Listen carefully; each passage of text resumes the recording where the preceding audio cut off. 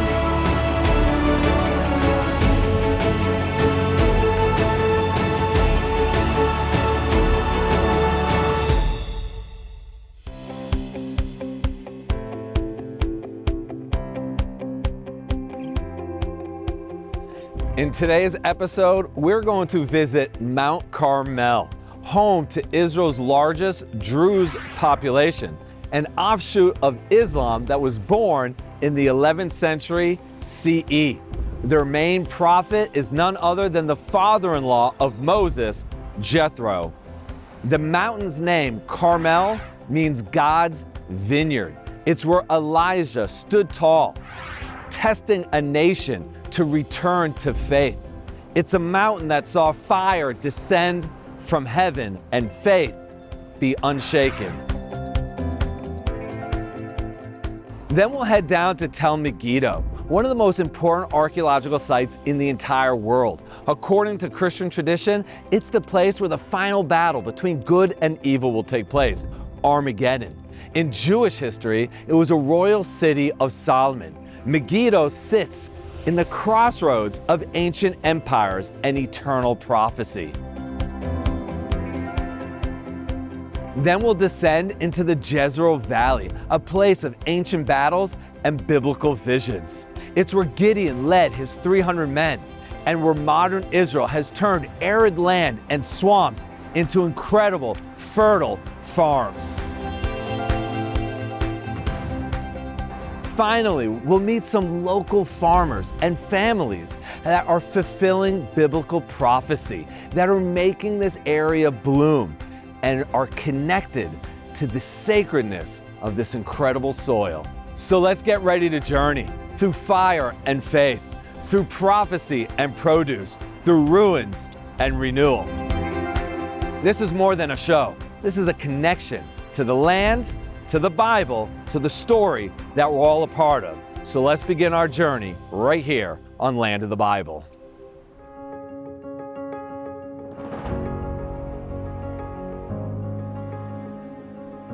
Mount Carmel. It's a mountain that runs from Haifa all the way to the Jezreel Valley. As I said before, its name in Hebrew, Carmel, means God's vineyards. Now I know that you know there are a lot of beautiful places here in Israel, but a visit to Mount Carmel will not disappoint. It's not just a mountain that stands tall. This place is bursting with life, with color, with animals. And the nature reserve here offers incredible hiking trails and some of the most beautiful vistas anywhere in Israel. Looking to the west, the Mediterranean Sea stretches endlessly. Its shimmering blues change with the sky, from soft gray in the morning to brilliant sapphire under the midday sun. This is the same sea that the ancient Phoenicians sailed, the same coastline Jonah tried to flee from, and the same horizon that has welcomed pilgrims and prophets for centuries. Looking east, one can see the Jezreel Valley. It looks like a quilt with all the various farms that are located there. You can also see Mount Tabor, where Devorah and Yael defeated the armies of Sisera.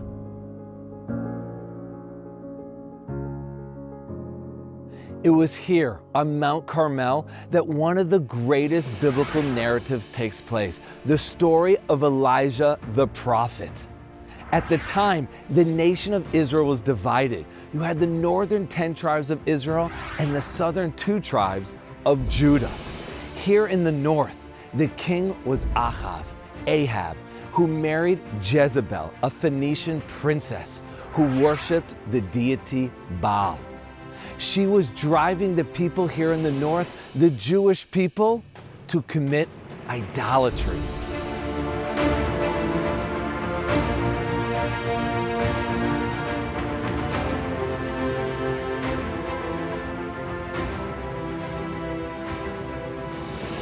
Elijah came in order to prove that there was only one true God.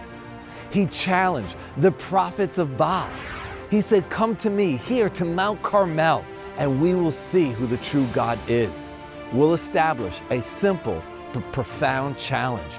We'll build 2 altars, and we'll see whose sacrifice is chosen by God. First, the prophets of Baal went. They built an altar, and from morning until afternoon, they prayed, they danced, they shouted. But the answer from heaven never came. Elijah even mocked them. He said, "Shout louder, maybe your gods are asleep." Then it was Elijah's turn. He built an altar out of 12 stones, one for each of the tribes of Israel. He dug a trench all around it, and then he douses the entire altar with water. Not once, not twice, 3 times. He fills the trench with water, making a moat. He calls to the heavens above, and he says, "Please help me show the nation of Israel that you are the one true God." And from the heavens above came fire that consumed not just the offering, but the altar, the stones, the wood, the water in the trench. The people of Israel fell to their knees and they said, "God, you are the true God of Israel."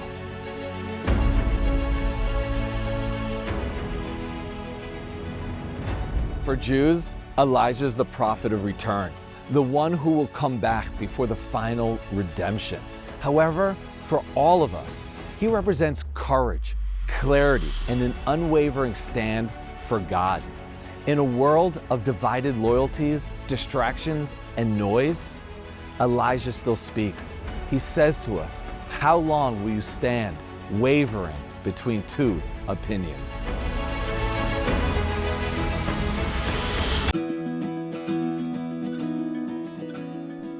In the 12th century CE, Mount Carmel would become sacred to a group of Christians known as the Carmelites. They chose this location to live a life of solitude, to become hermits, living in the caves of Mount Carmel. They looked at Elijah not just as a prophet, but a spiritual role model, one who prayed and also one who took action. Today, as you walk through the paths here on Mount Carmel, you can still hear that heavenly voice that spoke to Elijah in the quiet solitude after the fire and storm. Let's now head to Tel Megiddo to learn about this awesome archaeological excavation.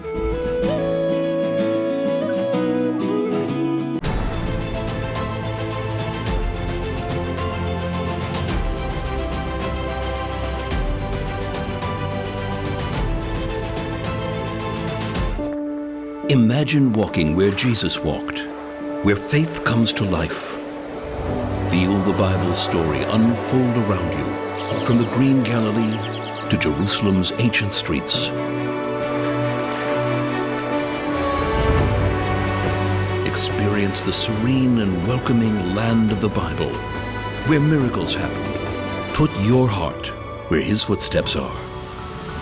Visit Israel.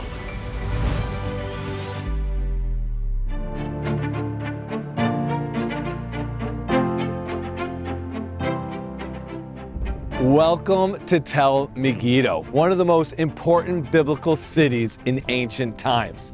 Before we get into all that, let's first talk about what a tell is.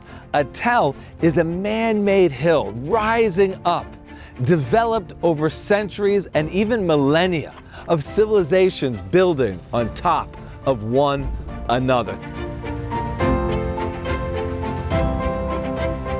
Here at Tel Megiddo, they have uncovered 30 layers of civilization, each one distinct from the one prior and the one after. Why did so many different civilizations want to live right here? Then when you walk around this national park, you just see stones stacked upon each other from all of these great civilizations. Well, the story is simple. Tel Megiddo has three things that every ancient civilization requires in order to survive. It has a water source. It is defendable. In other words, it's higher up. From the top of Megiddo, you can see to the north, south, east, west. You can see armies approaching from vast distances.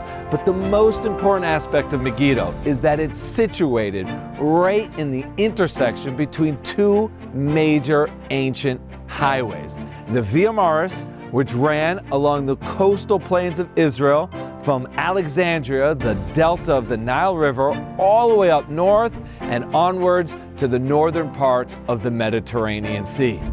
However, right here, if you make a right-hand turn, this valley system takes you to Beit Shean and the King's Highway that will bring you to the Mesopotamian empires.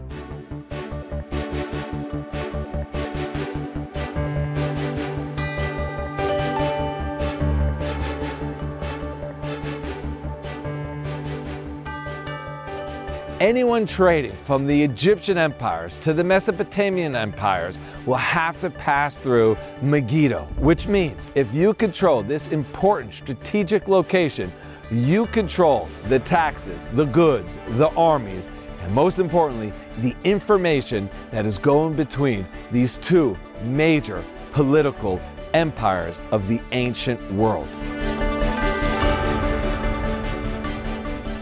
Even though Megiddo was not captured by Joshua in the conquest of the land of Canaan, eventually it would fall into Jewish hands. And Solomon, King Solomon, the son of King David, would make this into a royal city. We are now walking through a beautiful Solomonic gate. 6 chambers here defending the city. Anyone coming in would have to pass through this location.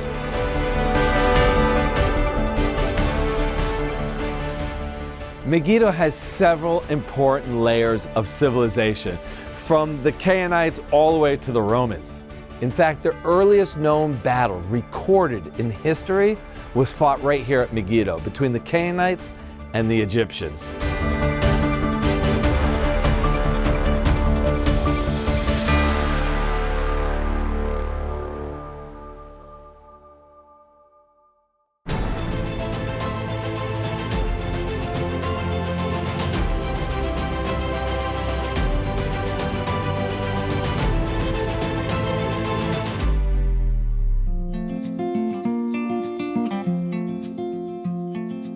As we descend from Tel Megiddo and enter into the Jezreel Valley, we're standing in the shade of these beautiful eucalyptus trees, which were used to dry up the swamps that existed here for thousands of years. However, we're not just entering into the Jezreel Valley, we're entering into one of the most important battle sites in history. However, this battle has yet to have been fought. This is the Battle of Armageddon, the final battle between good and evil. The word Armageddon is a bad Greek pronunciation of the Hebrew word Har Maggido, Mount Megiddo. However, the Jezreel Valley isn't just a battle site for empires. This area has been an agricultural hotbed for millennia. It sits right in between the hills of the Galilee and Samaria. All the way to the east, you have Mount Gilboa. However, the agriculture here, it's God's sign that his promise to provide to the nation would be fulfilled. For thousands of years, people have been farming here. In Bible times, it was with plow and oxen. But today, modern Israeli ingenuity has brought farming to a whole new era. Today, when you drive through the Jezreel Valley, you can see wheat bending in the wind. You can see olive trees dotting the hillsides, and you can see vineyards speckled throughout the entire region. Let's go back to Mount Gilboa, all the way to the east of the Jezreel Valley. This is where the final battle that King Saul fought, where he was killed in his battle against the Philistines. The Philistines didn't just stop there though. They took the bones of Saul and strung them up on the walls of Beit Shean. Beit Shean is an incredible archaeological site that's at the end of the Jezreel Valley at another major intersection of ancient highways that connected the Via Maris to the King's Highway all the way up to Mesopotamia.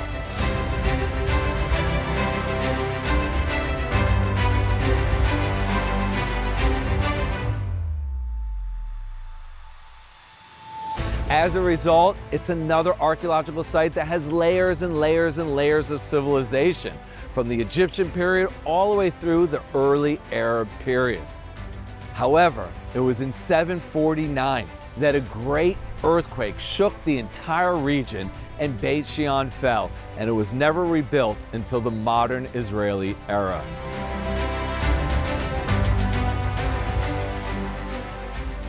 Let's now meet one of the local families here in the Jezreel Valley to learn a little bit about farming in this incredible, fertile region.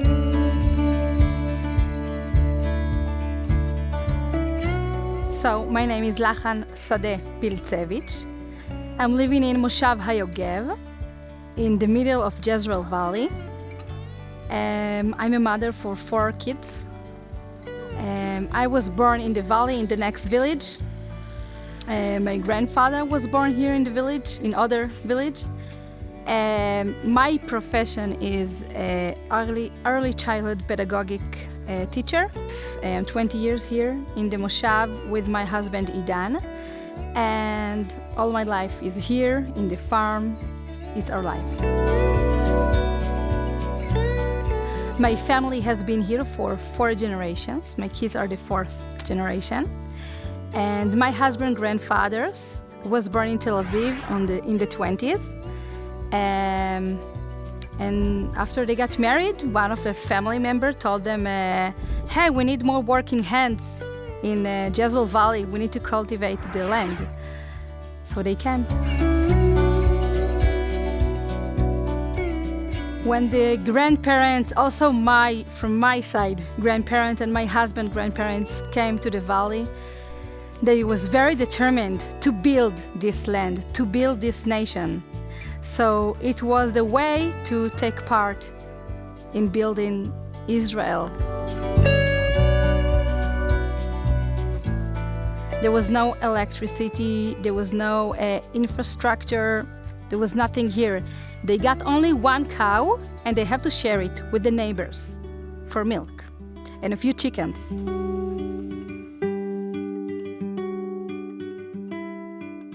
So today my husband Idan and his father Uri work. We have a lot of workers. We have 2 main sections in the agriculture. First we grow olives and almonds. And our cousins got one of the biggest and the modern olive oil factory in the Middle East. We produce extra virgin olive oil, high quality. The second one is crop fields. We grow tomatoes, watermelon, wheat, chickpeas, and more. Israel is at the forefront of agriculture technology and innovation. I think in Israel, more than other places in the world, agriculture is hard, okay? There is a lot of challenges, but I think we don't have any choice. I mean, this is our heart. Our heart, it's in our blood. As Trumpeter said, until the last furrow. So we still wake up for it every day, every place, even if it's in the borders or even if it's in the middle of Israel, just like here. The agriculture saves us. It's not only the food, it's our promise to stay here in the Holy Land, in the biblical valley and biblical land. And we are excited to do it every day. We're very proud what we do. We wake up in the morning and we know that we're born to do this. And our kids know that was born to do that, to cultivate the land, to work on the tractors. They appreciate it, I think, every day. Also, in this kind of area, in Jezreel Valley, is very agriculture area, but it's become more and more a unique thing because you don't see a lot of family farms in Israel. And this is a big family and lovely farm.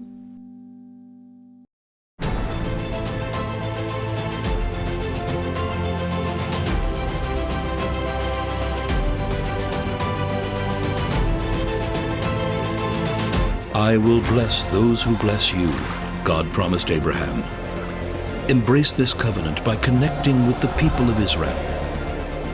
From Jerusalem's stones to Galilee's shores, experience living faith through their traditions and hospitality. Your journey is more than visiting biblical sites. It's about hearts that welcome your friendship. Your presence matters. Discover Israel.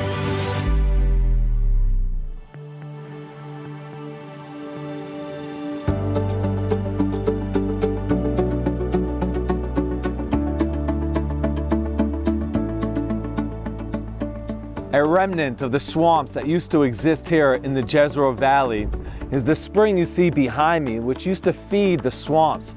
Now these springs feed streams that irrigate the farms here in the Jezreel Valley. And it reminds me of a biblical story that took place before there were kings of Israel, during the period of the Judges.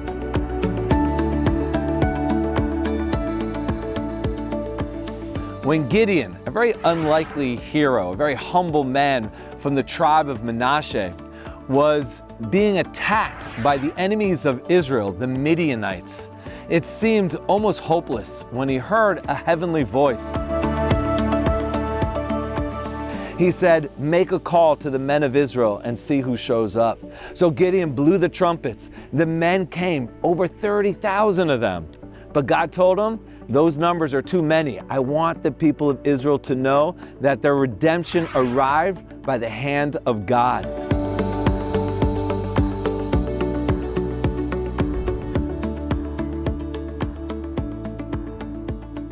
Gideon told the people that anyone with fear in their heart should return home.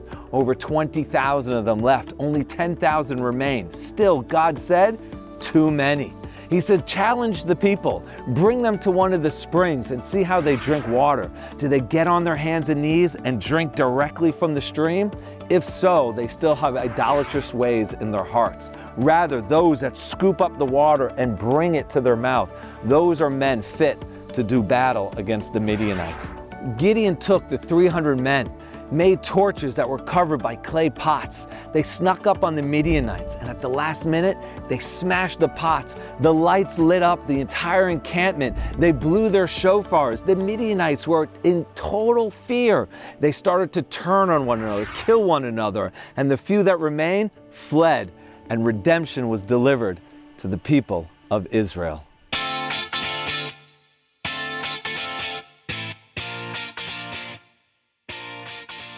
I'm always amazed when I meet Israelis like Lachan from the farm, who have lived here for generations, who've worked the land with blood, sweat, and tears, who've prayed for the rains to come down to make sure that their crops would produce in order to feed the people. The Jezreel Valley today is inhabited by tens of thousands of people. Communities that were established already in the 1920s, 30s, and 40s before the state of Israel. These communities at first were kibbutzes and moshavs, communities that were built around agriculture. Without them, maybe the state of Israel isn't created. These communities today have taken farming to a new level. They have used drip irrigation. new techniques in farming that have been able to make this land bloom even further. The place oozes with inspiration. Such an incredible place to visit. From the Carmel mountain, the Muhwaka, learning about Elijah who stood against the grain in order to be with God, to raise the nation, to return them to a faithful service to God. To Megiddo, a place that civilizations wanted to build and to grow, and of course, to rule and oppress. The trade routes in this region, just to think of all of the armies that pass through this entire region, it's mind-boggling.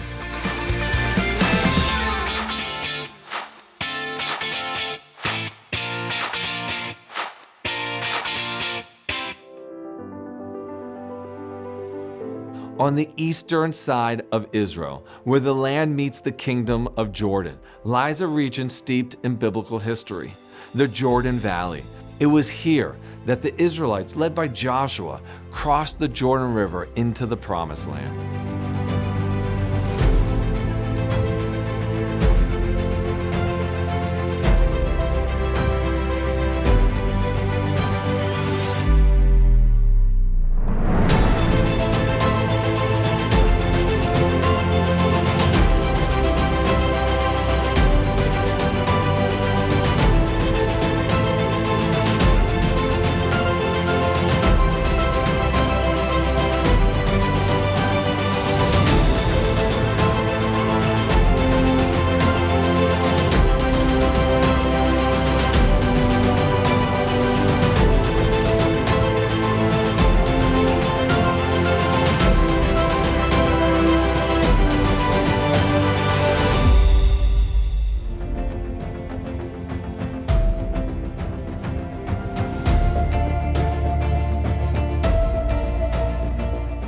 What an amazing day we've had today discovering the Carmel mountain range and the Jezreel Valley. Thank you for tuning in, and we look forward to seeing you next time as we connect you to the people, places, and lands of the Bible.